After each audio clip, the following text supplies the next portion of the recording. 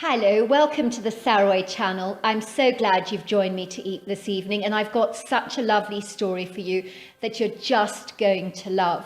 But before we get started, I just want to say all my love to all my subscribers. You guys are amazing. I've got very special people that have subscribed to my channel, and I just love you guys so much. You're amazing people, and I just want to thank you for your lovely comments and just sending you heaps of love. And if you haven't subscribed to my channel, please do click the notification bell, because I'm always sending out different stories every day that I get. And so you don't want to miss out on any of those. Let's get started. You're going to love this story. Dear Sarah and all your listeners, my name is Molly and I'm originally from Atlanta. But when I got married to my husband Wayne, we both moved to rural Kentucky, where we converted the original plain white farmhouse into a beautiful, idyllic, shabby chic style lemon yellow cottage, which is surrounded by a white picket fence. Our beautiful garden is filled with large old oak trees and flower beds bursting at the seams with colourful blooms, complemented by a perfectly manicured lawn, which my husband Dwayne keeps in perfect condition all year round. Where I live, it's very rural and quite remote, with a beautiful lake downtown and plenty of untouched forest and countryside, which is perfect for would-be hikers and all those adventurous types that love to go exploring. Naturally, it goes without saying that there's a great deal of wildlife in our area. Sometimes you do get deer on our property, but more often than not, they tend to stay in the untouched areas of natural habitat, which consists of large, lush green forests, silvery lakes, beautiful meadows, and glorious valleys. My Bigfoot encounter happened in the fall of 2009, which is my favourite part of the year because I simply adore those yellow carpets of glorious gold that literally caress the forest floor in regal splendour. I just think those shimmering gold autumn colours are utterly magnificent. My story starts when I had just had the most horrendous day at work. My boss was in an extremely foul mood, and he literally lost it with me over a report that I had filed, which he claimed was not up to my usual meticulous standards. I was flabbergasted, because I considered it to be one of my finest pieces of work to date, but he completely trashed it, so imagine how I felt. I was totally demoralized and completely downtrodden. Yet the day did get worse, believe it or not. My neighbour phoned me in a dreadful state about a large branch from a tree of mine that had fallen into his property due to a heavy windstorm. "What are you going to do about it?" he screamed. "This monstrosity is ruining my garden." "I will sort something out," I assured him. "I can hardly do anything about it now. I'm at work." As I drove my car through the rural back roads to my home, I was feeling completely defeated and deflated. It had been a terrible, terrible day, and I just could not wait to get home, to wind down and relax and finally put my feet up. You know that feeling. Suddenly I noticed a log strewn across the road, creating a barricade, and I literally held my steering wheel and screamed, "Oh!" It felt so good to release all that pent-up tension that had escalated throughout the day. Could the day get any worse, I wondered. I was about to find out. I slammed the door as I got out of my vehicle. It looked like someone had purposely blocked up the road, and I'm afraid my thoughts did wander to my neighbour. Had he done this to get his back on me, I wondered? It would be the sort of thing he would do. This neighbour of mine was an elderly man called Mr. Dixon, who everybody loved to hate. People in our area called him Mr. Grumps because he never wore a smile, and whenever he opened his mouth, it was invariably always to grumble and complain about something. Over the years, he had been known for his retaliatory behaviour. On one occasion, when our chickens wandered into his yard, he literally threw his dog feces over our garden wall in an act of revenge. And one time, he even threw snails over my wall so that they would eat up all my plants. It was early evening and it was growing dark outside as the sun started to set. I marvelled at the spectacular yellow sunset mingled with the pretty shades of pink that blanketed the whole valley in glorious golden crimson tones. Luckily, the log was not so heavy, so I pushed it to the side of the road. What a nasty piece of work Mr. Dixon was, I thought angrily. It was hardly my fault that a branch from our tree had fallen into his yard. As I was about to get back into my car to drive away, I suddenly had this ominous feeling that I was being watched, and it was such a creepy feeling. I could actually feel the hairs on my arms standing on end, and I had visible goosebumps. I looked around at the valley with its ubiquitous trees and thick underlayers of long grasses and shrubbery, and I wondered if I had imagined it all. The early evening felt unusually quiet, and literally the stillness set my nerves on edge. Something was very wrong, I thought. There was no late afternoon, early evening bird song, which I was used to. It was weird, to say the least. I got back into my car and drove off with that airy feeling still haunting my belly. When I got home, my yellow Labradors were lying on the ground with bellies that were so swollen and inflated they looked like they were 9 months pregnant. They lay on their backs on my white and black kitchen floor, barely being able to move a muscle. What on earth is wrong with Myrtle and Tiger? I asked my husband in horror. Should we not be taking them to the vet? Their stomachs are unnaturally distended and bloated. I'm afraid they managed to break open the huge bag of dog food I bought, said my husband. I came in here and found that they had gobbled up a month's supply of food between the two of them in one sitting. You have got to be kidding, I said in horror. This really had been quite a day. The following morning, when I left for work once again, that horrible neighbour of mine had replaced the log in the centre of the road, and so I got out once again to pull it to one side. Thank goodness it's Friday, I thought. I've had about as much as I can take. I have the weekend to look forward to now. Let's hope the day goes by fast and that my boss is in a better mood. As I was moving the log to the side of the road, I thought I detected a dark, shadowy form moving behind a tree.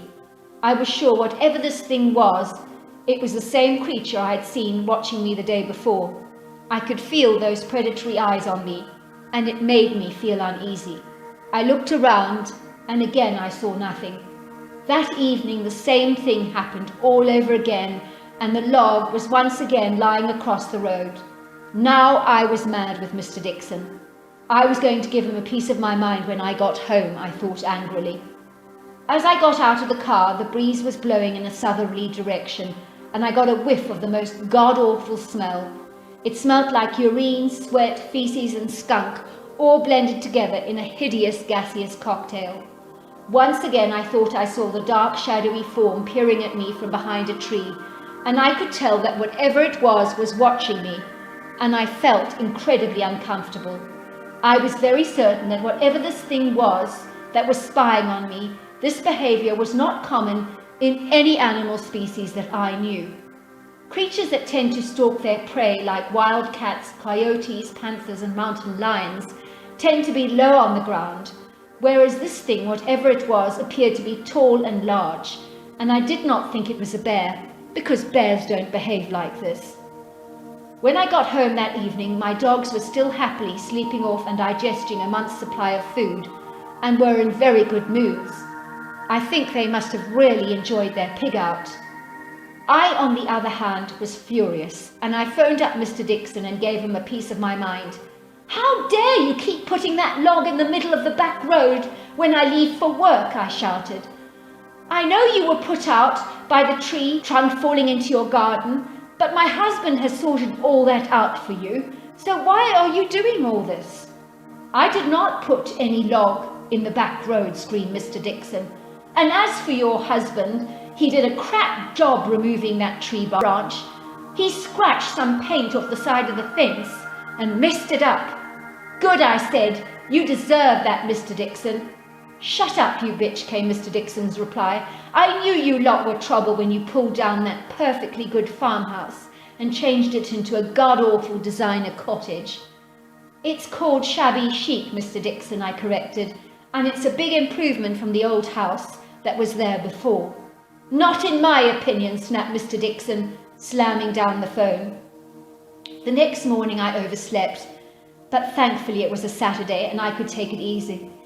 I decided I'd have a lazy day and potter around the garden and then later take the dogs for a walk in the late afternoon in the forest, near to where I'd seen that dark shadowy form the day prior. I was hoping that I'd be able to figure out what that creature was with the protection of my 2 yellow labs in tow. I knew the dogs needed to work off the excess calories they consumed because yellow labs are prone to obesity, and my dogs would literally eat themselves to death if they could. They just love food that much. We entered the forest, which smelt beautiful and was carpeted with golden showers of glorious leaves all over the ground, and so when you walked, you literally crunched the leaves under your feet. It was a beautiful breezy day with a slight chill because winter was on the horizon and the days were starting to get darker earlier. The dogs ran around the forest in delight, sniffing the ground in gusto, and then they sped off at immense speed into the depths of the forest, leaving me far behind, something that they would normally never do. I was naturally annoyed because my dogs are usually well behaved, which was why I would take them into the forest without their leashes on, because they are friendly animals that are not remotely aggressive, and they love everyone, including all breeds of dog, both large and small. I called after them, but they did not respond. "Tiger, Myrtle," I called, "come back at once! Tiger, Myrtle! Tiger, Myrtle! Tiger, Myrtle, come back! Tiger, Myrtle, Tiger!" As I ran into the forest, I noticed that horrible odour again that I had smelt the day before, and it was awful. I clenched my nostrils tightly and called out for my dogs again, but was met with total silence. "Tiger, Myrtle, where are you? Come on, Tiger, Myrtle!" I suddenly realised how spooky and creepy the forest felt, because it was so unnaturally quiet, but not in a peaceful way. In my gut, I knew something was terribly wrong, but I couldn't put the pieces together and figure it all out. All I can say is I sensed this ominous, foreboding presence. Maybe other animals felt it too, because there was no sign of a darting squirrel or a curious chipmunk, nor was there the cheerful bird song that I loved so very much. But suddenly I heard this gobbling sound, as if creatures were eating something in a hurry, and as I ventured deep into the woods, that was when I saw my yellow labs tearing at a hefty carcass. I grew very concerned. This was a freshly killed carcass, so the predator who it belonged to could be around and potentially could kill my dogs and myself, and we could both or all be in danger. Suddenly I heard this low guttural growl, and that noise was incapacitating. It went right through me, causing my whole body to shake uncontrollably. All I know is that I was filled with this overwhelming dread, and I knew that something quite terrible was about to transpire. The growling continued and got closer and closer and louder.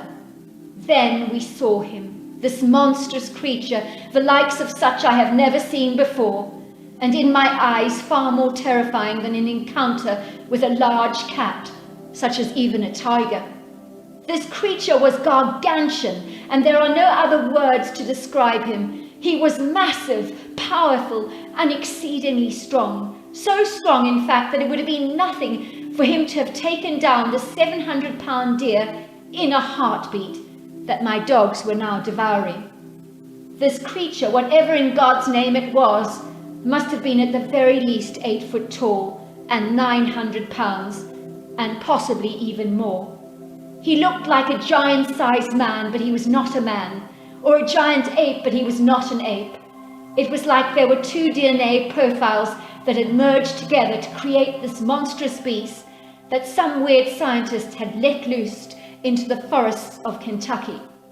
Well, those were my thoughts at the time, as I wondered what on earth this creature was, and how to react to it in a way that would not end up with either of my dogs and myself being fatally wounded. This creature was covered with thick, dark hair, and it looked like it was coated with mud all over, and it stank to high heaven of urine and feces. I noticed that the arms were long, and the head was shaped like half an egg that sat on a pair of massive shoulders without much of a neck, and the face was hairless with a squashed nose, protruding forehead, thin mouth, and brown, hostile, angry eyes that were filled with incandescent rage. This volatile anger that this creature exuded was explosive and tangible. I was terrified more for my beloved pets than myself, because they were cowering and whimpering while lying on the ground in total submission. The creature eyed my animals and lunged towards Myrtle, hissing like a snake. Myrtle was whimpering, and the creature picked him up and threw him across the forest floor like a soccer ball, and thankfully he landed on 2 feet and bolted through the forest at record speed. Never have I seen Myrtle run away so fast. My other dog was now terrified and so incapacitated by fear that he just peed all over the place in terror. The creature grabbed Tiger by his mid-torso as if he weighed nothing and threw Tiger across the ground in fury, and I watched Tiger limping away, whimpering in pain. Now it was me left to face this ominous creature, and I just stood there, not knowing whether to run or to stand still. My instincts were not helping at all, because I had no idea what action I should take. Suddenly I uncoiled the gold necklace around my neck with its blue sapphire pendant, and I put it in the creature's hand. Why I did that, I have no idea. Initially he growled, and then he looked at the pendant, and the light of the sapphire sparkled as the fading beams of sunlight flickered through the trees and somehow lit up the jewel so that it looked quite resplendent.